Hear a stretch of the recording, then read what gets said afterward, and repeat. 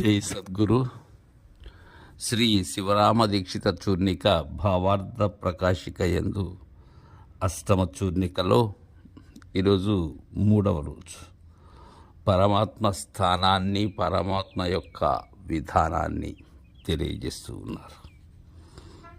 శ్లోకం ఏం చెప్తుంది అంటే సబ్రహ్మ శివ సహరిసేంద్ర సూక్ష్మతః పరమస్వరాట్ గురోర్ముఖేన జ్ఞాతవ్యం అన్యథానోపలభ్యతే. అంటే ఆ తేజస్సు యొక్క మధ్యభాగమునందు ప్రకాశించువాడే బ్రహ్మ, అతడే శివుడు, అతడే విష్ణువు, అతడే ఇంద్రుడు, అతడే సూక్ష్మమైన కూటస్థ చిన్మాత్రుడు, అతడే పరముడు, అతడే త్రిమూర్తులకును నాథుడైన వేరు మార్గముల చేత తెలుసుకొనుటకు ఎంత మాత్రమును సాధ్యము కానేరదు. కోటి సూర్య ప్రతీకాశం చంద్రకోటి సుశీతలం యదా వేదేన శాస్త్రేణ తథా పశ్యంతి సూరయః. ఆ స్వరాట్ అంటే ఆ పరమాత్మ నేత్రమధ్యమునందు కోటి సూర్యులతో సమానమైన కాంతి కలవాడు, కోటి చంద్రులతో సమానమైన చల్లదనము కలవాడై ఉన్నాడు. ఈ విషయాన్ని వేదములందు శాస్త్రముల యందు ఏ ప్రకారముగా ఏ పరమాత్మతత్వము ఎరింగిన పండితులు ఎరుగుతూ ఉన్నారు. అంటే ముముక్షులు స్వానుభవం చేత తెలుసుకుని ఉన్నారు. కొందరు ఆ పరమాత్మను హృదయమునందు కూడా దర్శిస్తూ ఉంటారు. ఆత్మజ్యోతి ప్రాభావేన సోమ సూర్యాగ్ని భావతే అంతర్బహిశ్చ తత్సర్వం వ్యాప్యతే సకలం జగత్. ఆ పరమాత్మ యొక్క ప్రకాశము స్వప్రభావము చేత అంటే తన యొక్క తేజస్సు చేత సూర్య చంద్రాగ్నుల వలె లోపల వెలుపల ఎల్ల చోట్ల యందు కూడా ఉంటుంది, అలా ప్రకాశిస్తూ ఉన్నది. అహం జ్యోతిర్బహిర్జ్యోతి ప్రత్యగ్జ్యోతి పరాత్పరః జ్యోతిర్జ్యోతి స్వయం జ్యోతి ఆత్మజ్యోతి శివోస్మ్యహం.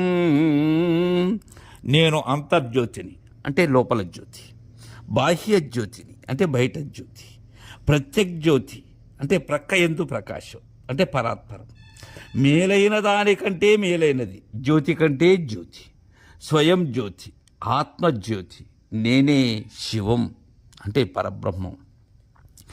యథోక్తద్విదళాకారం చక్షుర్నామేతి గచ్చతే తన్మధ్యే సర్వపారంచ దర్శయిత్యా మహాముని.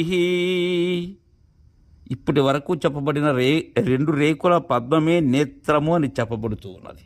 ఆ నేత్ర మధ్యమందు లేక భ్రూమధ్యమందు సర్వశ్రేష్టమైన దానిని ముని అయిన వాడు అంటే మననశీరుడే ఇక్కడ ముని పరబ్రహ్మను దర్శిస్తున్నాడు. పశ్చాత్ ప్రారబ్ధ భోగేషు నదేహం తమవాప్నుయాత్ సర్వేంద్రియా సమాయుక్తం సర్వదోషమవాప్నుయాత్. దేహాంత్యమునందు జనన మరణ సంబంధమైన సుఖదుఖములను అనగా ప్రారబ్ధ భోగము యందలి సుఖదుఖములను మరియు దశేంద్రియముల సంబంధమైనట్టి సకల దోషములు కూడా పొందడు. నిరస్తాతి శమానందం వైష్ణవం పరమం పదం పునరావృత్తిరహితం కైవల్యం ప్రతిపద్యతే. ప్రారబ్ధము నశించిన మీద మితిలేని ఆనందమైన వైష్ణవ పరమపదమనబడునది. పునరావృత్తి రహితమైన కైవల్యాన్ని పొందుతున్నారు. చిదాత్మా సర్వదేహేషు వ్యాప్యతే జ్యోతిరూపకం తజ్జ్యోతి చక్షురగ్రే చ గురునేత్రే చ పశ్యతి. చిదాత్మ సకల శరీరములందు వ్యాపించి ఉంటుంది. అంటే మనుష్యులు, మృగాలు, పక్షులు, నదీ రూపాలు, సరీసృపాలు, కీటకాదులు, జల జంతువులు మొదలగు సకల దేహముల యందు కూడా అది జ్యోతిస్వరూపముగా తేజరిల్లుచూ ఉన్నది. ఆ జ్యోతిస్సును చక్షురాగ్రమునందు, భ్రూమధ్యమునందు గురువు బోధించిన ప్రకారముగా దర్శించాలి. ఇక కళాతీతము అంటే నేత్ర మధ్యమున ఉండే నల్ల గుడ్డునకే నల్ల కలువ అని పేరు. అందు మధ్య నివ్వరి ధాన్యపు ముళ్ళు వలె అతి సూక్ష్మమైనటువంటి రంధ్రం ఉన్నది. అక్కడ విద్యుల్లేఖ అనేడు మెరుపుతీగా ప్రకాశిస్తూ ఉంటుంది. అది ఏ కళ, అది ఏ ఆత్మ, అది ఏ ఈశ్వరుడు, అది ఏ విరాట్, అది ఏ ఆపోజ్యోతి, అది ఏ స్వయం జ్యోతి, అది ఏ పురుషుడు, అది ఏ నారాయణుడు, అది ఏ క్షేత్రజ్ఞుడు, అది ఏ ముక్తికాంత, అది ఏ ఆకాశతత్వము, అది ఏ అక్షరము, అది ఏ స్వయంభూ. స్వయంభూ అంటే తనకు తానుగా రావటం, అంటే పుట్టటం. దానిచే సర్వ ప్రపంచము కలిగినది అని శృతి తెలియజేస్తూ ఉంటుంది. ఇక యః ప్రాణే తిష్టన్ ప్రాణాదంతరోయం ప్రాణో సవేద యో వాచి తిష్టన్ వాచోంతరోయం వాంగ్మవేద యక్షుషి తిష్టన్ చక్షురంతరోయం చక్షుర్న వేద అని బృహదారణ్యకోపనిషత్తు చెప్తుంది. నేత్రముందు ప్రకాశించే స్వయం జ్యోతి అనే ఈ ప్రకాశము వల్లనే సూర్యునికి ప్రకాశం, సూర్యుని ప్రకాశము చే చంద్రునికి ప్రకాశం కలుగుచూ ఉన్నది. సర్వ వెలుగులకే ఈ వెలుగు కారణమై కార్యరూపమైన ప్రపంచముగా చేయుచున్నది. ఈ వెలుగు లేక ప్రాణాది, జ్ఞానాది, అంతరేంద్రియాది, కర్మేంద్రియములు పనులు చేయలేవు. ఇదే హిరణ్మయ కోశమే ఈ కళాతీతం. వర్ణనాతీతమైనటువంటి ఆత్మపదాలు. ఒకటవది అద్వయ అన్నారు, అంటే రెండవది లేనిది, అంటే సజాతీయ, విజాతీయ, స్వగత భేదములు లేనిది ఆ పరబ్రహ్మము. అట్టి పరబ్రహ్మమే నేను, నేనే ఆ పరబ్రహ్మము.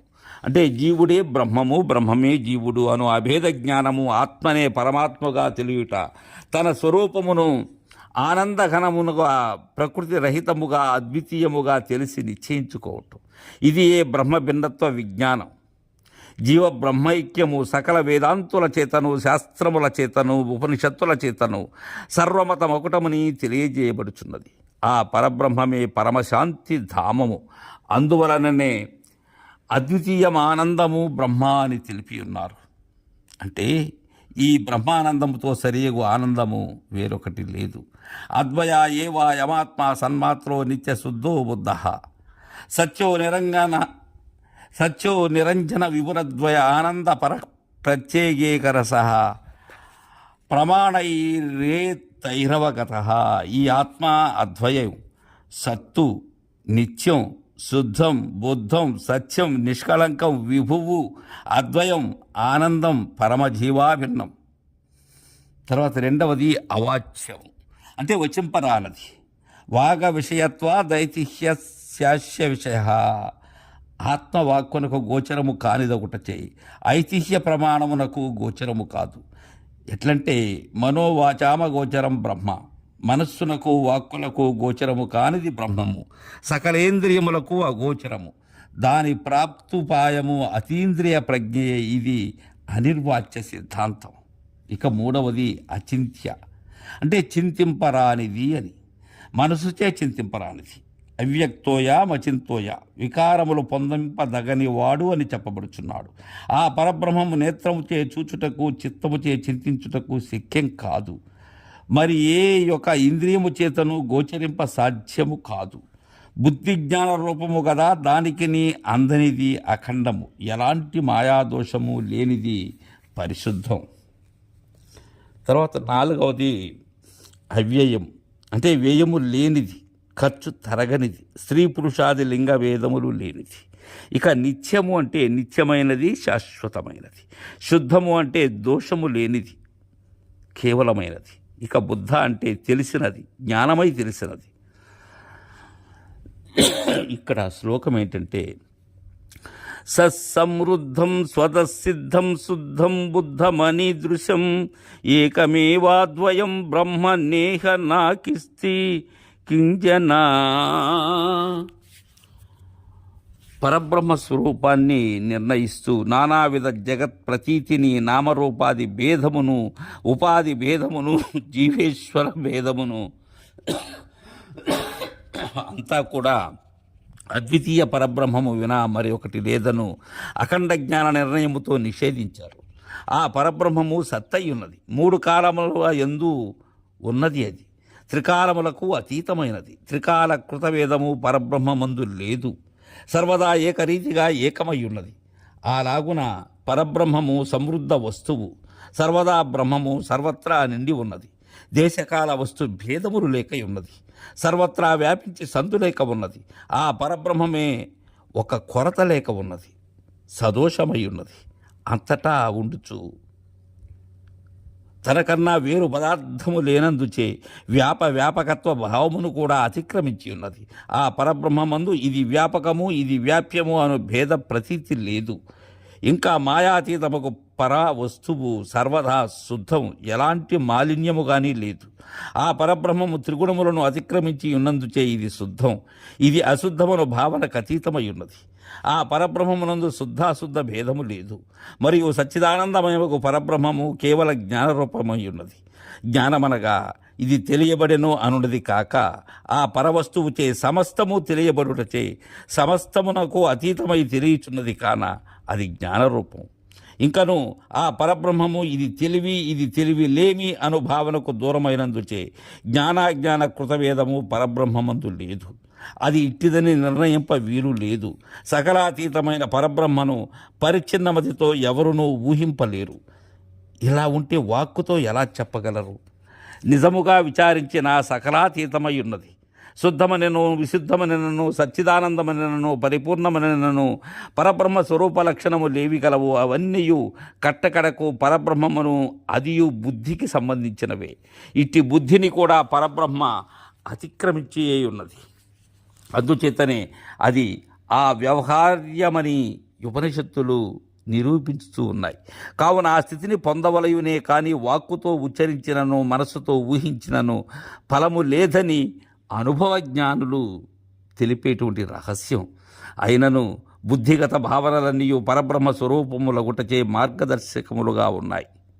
దీనికి శృతి ఏం చెప్తుందంటే, ఏన సర్వం విజానాతి తంకేన విజానీయాత్ విజ్ఞాతారమరే కేవ విజానీయాత్. ఏ ఆత్మచే సర్వము ఎరుగుచున్నాడో ఆ ఆత్మను దేని చేత తెలియవలయును అది ఏ సమస్తమును తెలియచున్నది. ఆత్మయే సర్వజ్ఞుడు అని భావం. సుసూక్ష్మ బుద్ధ్యా ఆ పరమాత్మ సూక్ష్మదర్శులకు మహాత్ములు తీష్ణ సూక్ష్మ బుద్ధి చేతనే దర్శిస్తున్నారు అని కఠోపనిషత్తు కనుక సూక్ష్మ బుద్ధియే శుద్ధ బుద్ధ పరమాత్మ అని దీని యొక్క భావన. తర్వాత ప్రజ్ఞాన ఘన అంటే అధికమైనది, బుద్ధి కంటే ప్రకాశ జ్ఞానముల ఘనమై ఉన్నది. ఘనమంటే ఆ రూపము తప్ప మరి ఒకటి లేదని అర్థం. కావున అది ప్రకాశము, జ్ఞానము, ఆది మధ్యాంతములు లేనిది సనాతన వస్తువు.